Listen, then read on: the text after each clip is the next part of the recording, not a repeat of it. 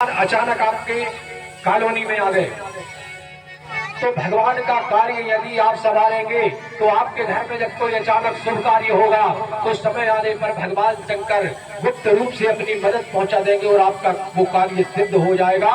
ये भगवान शंकर का आशीर्वाद है जो मैं आपको प्रदान करता हूँ। इसलिए आप सभी भी इस कार्य में जिससे जो बन पड़े, देखिए 100, 200, 500, 1000, 2000, 10,000 जिसकी जितनी क्षमता हो, और जो श्रद्धा से दिया जाए, जो श्रद्धा से दिया जाए वो दान। इसलिए भगवान शंकर के इस कार्य को संवारिए, समय आने पर भगवान शंकर आपके काम को संवारेंगे।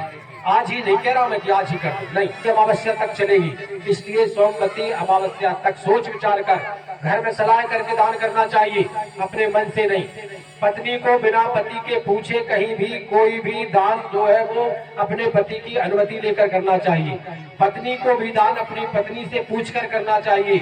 इसलिए मैं सब भक्तों से निवेदन करता हूँ है वो ये शंकर भगवान की जय। आइए थोड़ी सी हम एक छोटी सी कथा है उसे और श्रवण कर लें, उसके बाद आज आरती की ओर जा रहे हैं और उसके बाद कल फिर आगे की कथाएं होंगी। अभी शनिवार, इतवार और सोमवार 2 दिन अभिषेक भी चलेगा और सोमवार के दिन भी कथा होगी सोमवती अमावस्या में। तो हम सभी आइए अभी कथा और सुने, उसके बाद हम फिर इच्छा से आरती करेंगे, जो भी होगा।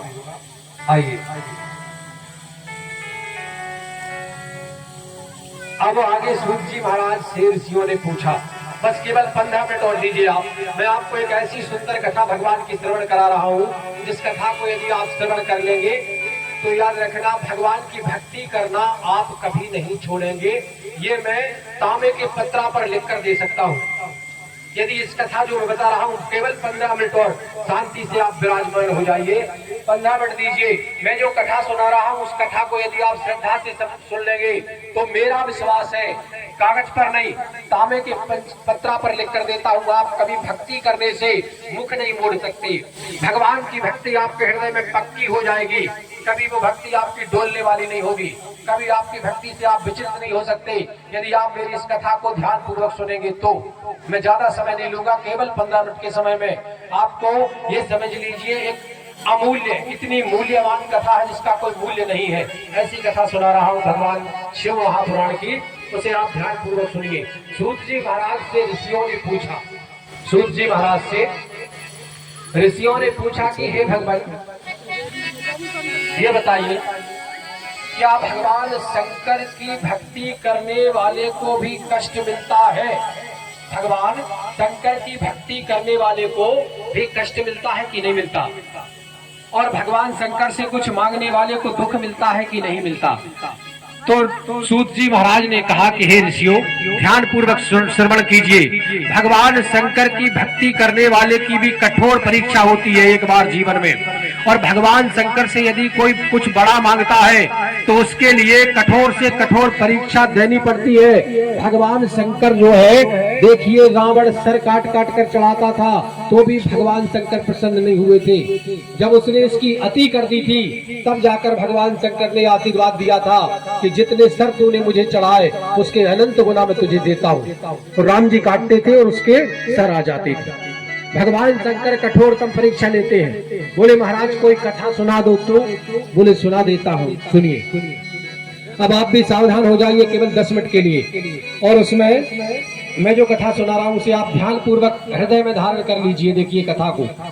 कहा कि महाराज एक समय धरती पर एक राजा हुए हैं जिनका नाम था मूरध्वज। आप सभी ने कथा सुनी है, जिन्होंने अपने ही पुत्र को देखिए आरे से चीरकर भगवान को दिया था। अब इस कथा से आप सब जानते हैं उस कथा को, लेकिन मैं इसलिए सुना रहा हूँ क्योंकि उस कथा में जो सार तत्व है वो देखिए। आप किसी भी चीज को पुराण में पढ़ने तो आप उस बात को नहीं समझ सकते। उस बात को समझाने के लिए वक्ता की वाणी की आवश्यकता होती है।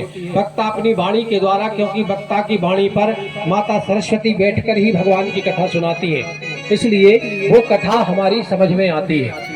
तो कहा कि महाराज राजा मूरध्वज ने भगवान शंकर की नर्मदा के तट पर घोर आराधना की दोनों पति पत्नी ने, तारा ने, उनकी पत्नी क्षमा करें माधवी ने और राजा मूरध्वज ने, दोनों ने जो है घोर प्रार्थना की भगवान शंकर की नर्मदा के उत्तर तट पर। भगवान शंकर प्रकट हुए। भगवान शंकर ने कहा कि हे राजन,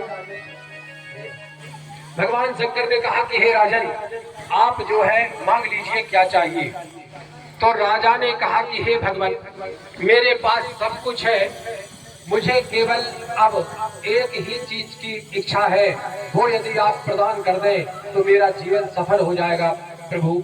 भगवान शंकर ने कहा तुम जैसे भक्त मांगो और मैं ना दूं, ऐसा हो ही नहीं सकता, मांगो क्या चाहिए।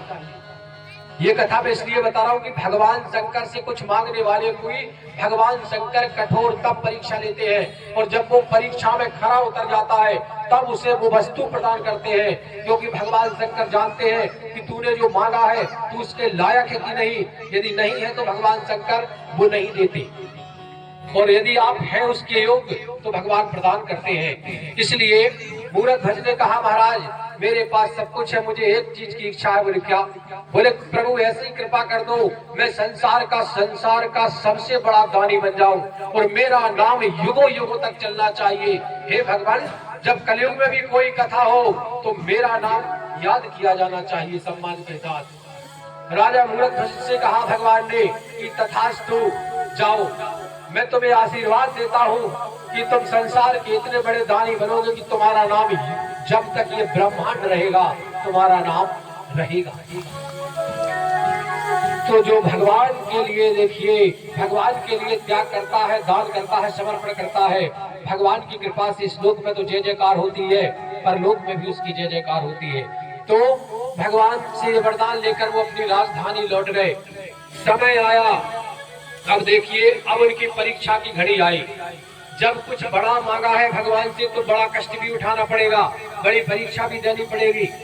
यदि कोई व्यक्ति कलेक्टर बनना चाहे, कोई बच्चा या बच्ची, तो IAS का एग्जाम देना पड़ता है उसे, और कई बार 1, 2, 3, 4 बार में भी पास नहीं कर पाते और कई तो पास ही नहीं कर पाते। फिर वो खुद ही IAS पढ़ने वालों को पढ़ाने लगते हैं। बहुत अच्छी बात है, यदि हम कुछ नहीं बन पाए तो दूसरों को बनाने की कोशिश करो। तो ऐसे ही यदि आपने बड़ा मांगा है भगवान से तो बड़ी मेहनत करनी पड़ेगी। विद्यार्थी यदि कहे कि हम पढ़ाई नहीं करें, घर में बैठे रहे और परीक्षा देकर सीधे पास हो जाए तो हो सकता है? नहीं हो सकता। तो मूरध्वज का समय आया, भगवान शंकर ने नारायण से कहा कि हे प्रभु, देखिए केवल 10 मिनट, लेकिन इस कथा को श्रवण करेंगे अभी 1 मिनट का मैं 5 बजने में। तो भगवान शंकर ने नारायण से कहा कि प्रभु मेरा एक भक्त है, उस पर दया कर दो। उसने वरदान मांगा है कि मैं संसार का सबसे बड़ा दानी बनना चाहता हूँ। हे भगवान, भस्मासुर से आपने मुझे बचाया था, आज इस भक्त के सामने भी मेरी लाज राखो। मेरी समझ में तो नहीं आ रहा कि मैं इसकी कैसी परीक्षा लूं और क्या करूं इसके साथ कि ये सबसे बड़ा दानी बन जाए। भगवान विष्णु ने कहा ये मुझ पर छोड़ दो। भगवान विष्णु ने उस समय कहा, और जब भगवान विष्णु का श्री कृष्ण रूप में अवतार हुआ तो भगवान से एक दिन अर्जुन ने कहा कि महाराज, इस धरती पर वर्तमान में ऐसा कोई है जो मुझसे भी बड़ा भक्त हो। अब देखिए, अब ये रचना रचा रही है किसकी? ये परीक्षा होने वाली है मूरध्वज की। अब यदि इस परीक्षा में मूरध्वज को कष्ट हो तो भैया ये किसकी गलती है? तुमने भैया बड़ा मांगा है तो बड़ा पाने के लिए बड़ा एग्जाम भी तो देना पड़ेगा ना। तो अब भगवान कृष्ण ने कहा, अर्जुन ने कहा कि महाराज ऐसा कोई है? तो भगवान श्री कृष्ण ने भगवान शंकर की बात याद आ गई। यदि एक काम करो, आज इस भक्त का भाग जगा देते हैं, आज इसे संसार का सबसे बड़ा दानी बना देते हैं। भगवान श्री कृष्ण ने कहा, अर्जुन है एक भक्त। बोले कौन? बोले एक सम्राट है इस धरती पर, जिनकी छत्र छाया में पूरी धरती निवास करती है, तुम भी निवास करते हो, और बोले उनका नाम है मूरध्वज। ऐसे है? तो उन्होंने कहा महाराज ऐसा हो ही नहीं सकता। बोले है, ऐसा ही है। तो भगवान शंकर भगवान कृष्ण से कहा महाराज परीक्षा करवा दूं। तो कहा एक काम करो, अपन दोनों ब्राह्मण का वेश बनाते हैं।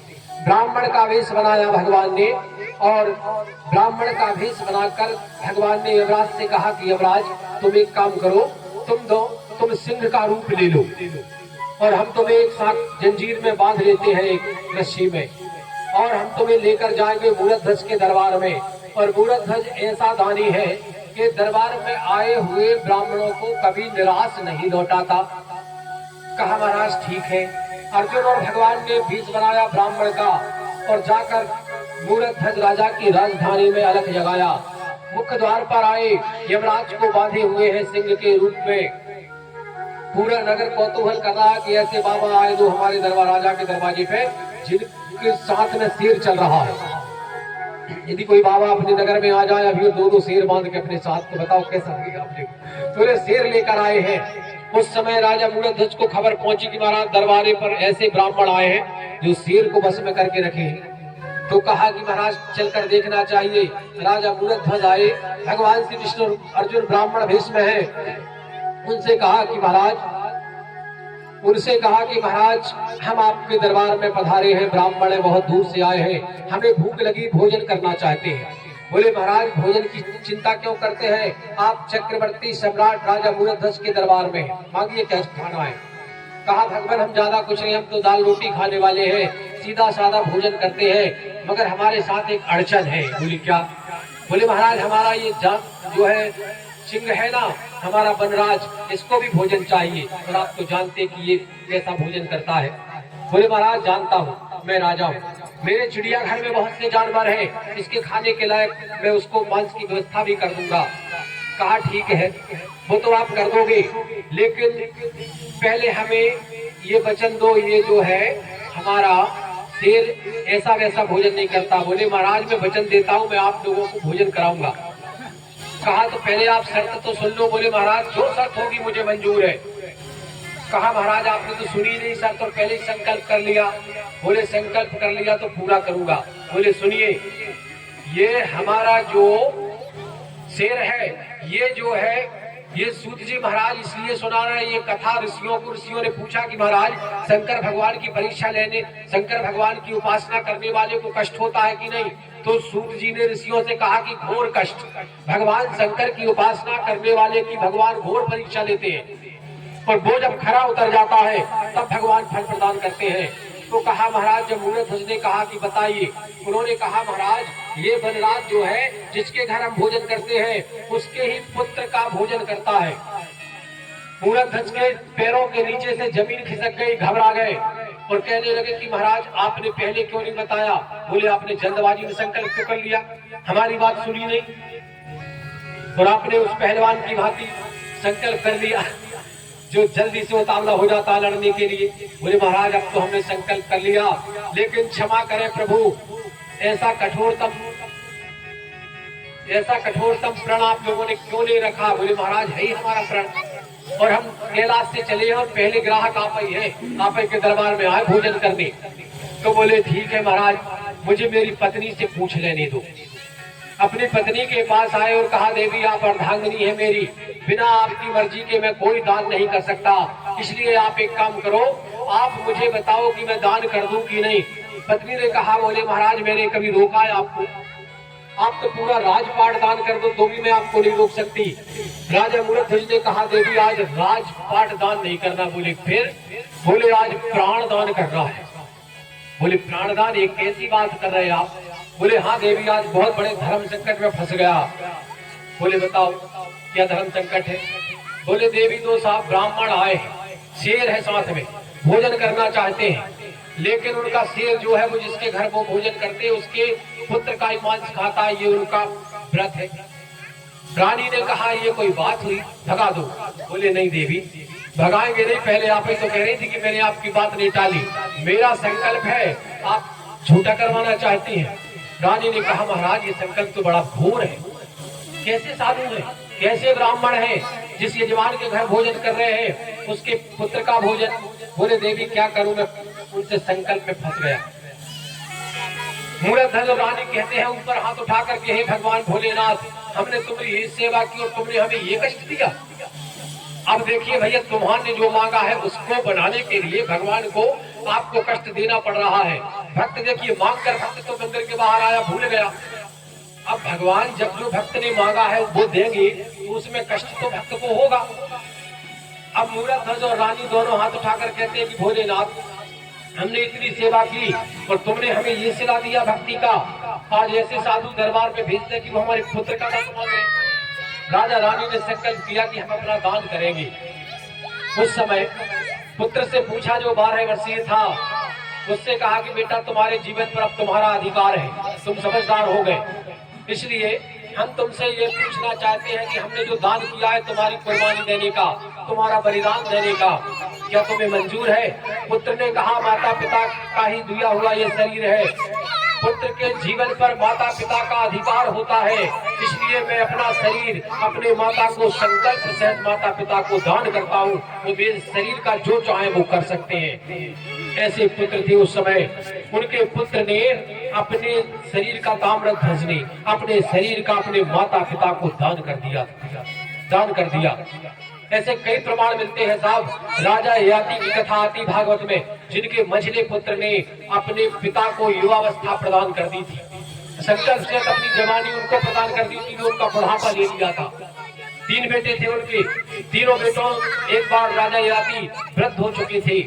वृद्ध अवस्था में उनको एक अप्सरा मिली, स्वर्ग से आई। उन्होंने कहा कि देवी हमसे विवाह कर लो। उन्होंने कहा महाराज आपसे विवाह नहीं कर सकते, आपकी आयु खत्म है। उस समय उन्होंने कहा कि यदि आपका कोई पुत्र आपको आपकी युवावस्था प्रदान कर दे और आप युवा हो जाए तो मैं आपको वर्ण कर सकती हूँ। राजा ययाति ने, उस समय सतयुग का समय था, राजा ययाति ने अपने तीनों बेटों के समक्ष प्रस्ताव रखा। बड़े बेटे से कहा बेटा मुझे तेरी युवावस्था चाहिए, उसने कह दिया मैं नहीं दे सकता। छोटे बेटे से कहा बेटा तेरी व्यवस्था चाहिए, उसने कहा नहीं दे सकता। मंझले पुत्र से कहा पिताजी सहर्ष तैयार हूँ, बुलाइए ब्राह्मण को, संकल्प के साथ अपनी युवावस्था में अपने पिता को प्रदान करता हूँ। और राजा ययाति के पुत्र ने अपनी युवावस्था, मंझले पुत्र ने अपनी युवावस्था राजा ययाति को प्रदान कर दी थी। और वो हजारों साल तक उस समय लोग जीते रहे। बाद में उन्हें भगवत कृपा से ज्ञान आया और उन्होंने सोचा कि हे भगवान, ये अवस्था तो मेरी भगवान की ओर जाने की थी, मैं संसार में फंसकर मेरे बेटे की जिंदगी बर्बाद कर दी। इसलिए उन्होंने तुरंत ज्ञान हुआ और अपने बेटे को उसकी युवावस्था लौटाकर वन को चले गए और बेटे को आशीर्वाद दिया कि जाओ, आज से मंझला पुत्र यदि मुझे तर्पण भी नहीं करेगा, मुझे पितरपक्ष में जल भी नहीं देगा, बिल्कुल कुछ भी नहीं करेगा, तो भी मैं उसे माता पिता के ऋण से मुक्त करता हूँ। उसी समय से मंझले पुत्र को पितृपक्ष में तर्पण करने की आवश्यकता नहीं पड़ती, क्योंकि माता पिता के ऋण से वो पहले ही मुक्त हो चुका है। तो ऐसे लोग थे पहले, आज भी ऐसे होना चाहिए। माता पिता का दिया हुआ जीवन है। ताम्रध्वज का पिताजी दे दो। अब अंदर कमरे में बैठा ला गया और उस समय आरे से चीर कर बोले, दोनों पति पत्नी अपने पुत्र को आरे से चीर कर और दान करेंगे। अब रानी से कहा देवी हमारा शेर यदि,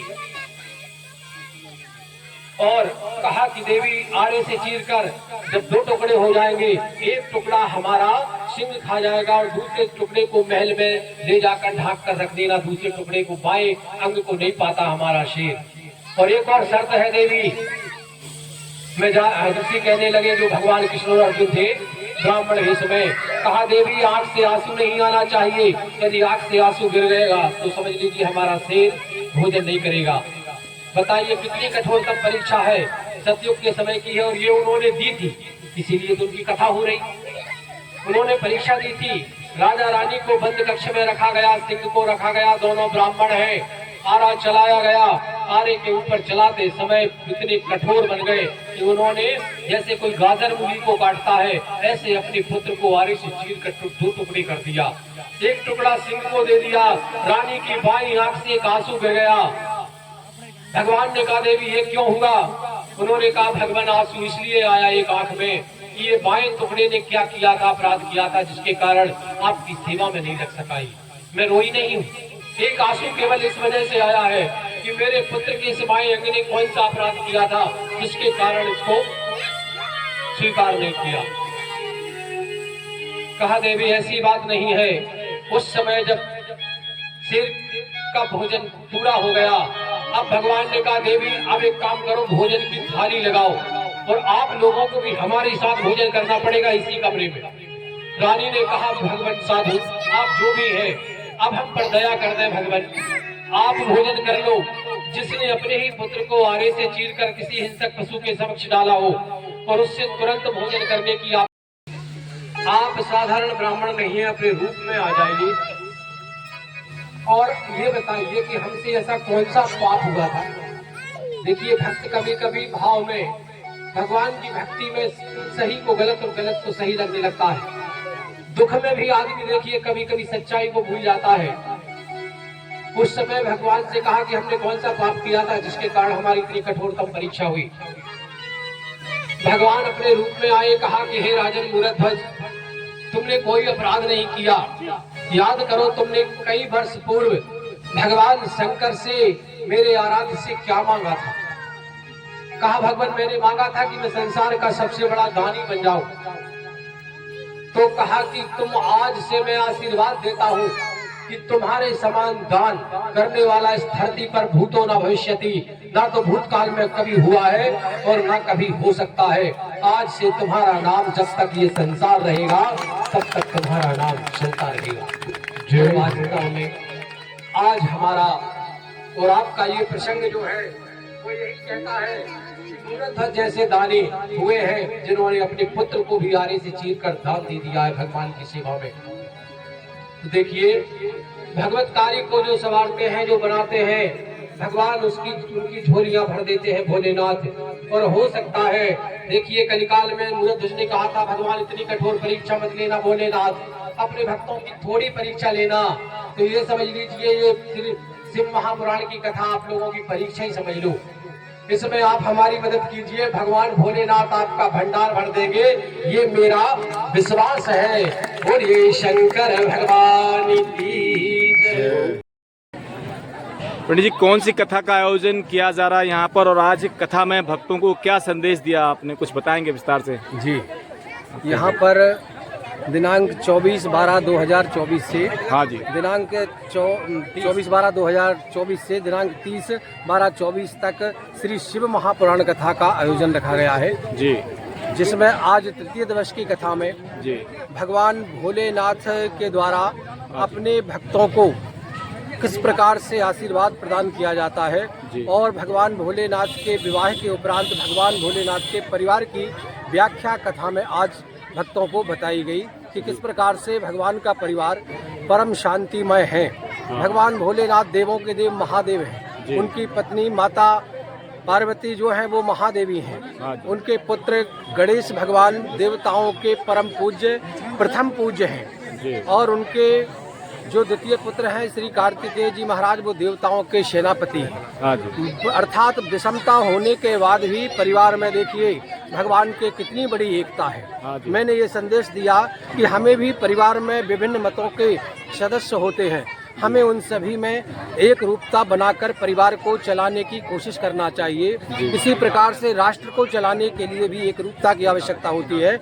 मैंने आज यही संदेश दिया कि घर हो, परिवार हो, पड़ोस हो या हमारा देश हो, सबके लिए एक सूत्र में बांध कर रखने के लिए शिव पुराण की कथा जो है वो बड़ी परम पावन और एक सही दिशा है, जिससे हम अपने परिवार, अपने देश, यहाँ तक कि विश्व बंधुत्व की भावना का विकास कर सकते हैं पूरी दुनिया में। क्या शुभ नाम लिखते हैं, कहाँ से? जी, मेरा नाम सुरेश दुबे सालेचो का निवासी हूँ मैं और 1 नंबर वार्ड में मेरा आवास है। धन्यवाद।